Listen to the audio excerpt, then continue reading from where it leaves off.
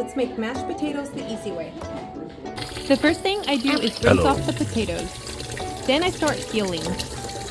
Depending how many potatoes you're peeling, it might take a little bit of time, so I would pre-plan ahead. After rinsing off my potato, I put it inside a large bowl that's filled with water.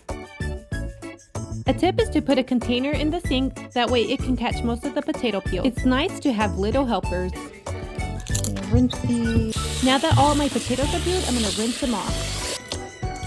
Be careful not to lose any on this part. It happens to me once in a while. I promise I know how to cut. It just looks like I don't because I'm trying to record and cut at the same time.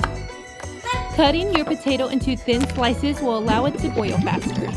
I'm going to go ahead and turn my heat up a little over medium heat. A neat trick I learned is if you put a wooden spatula on top of the pot, it will not boil over. Pretty cool. But I'm not going to do that today. If you're going to put the lid on, make sure you keep an eye on it because sometimes it will boil over. I hope I have cream cheese, but that's like my secret ingredient. Two delicious mashed potatoes. What do you know? Cream cheese. Cream cheese. Alright, so you need cream cheese, butter, salt, pepper. After 25 to 30 minutes, your potatoes should be done boiling. Go ahead and drain them. Now, after you're done draining, it's time to add in the cream cheese, butter, and other seasonings.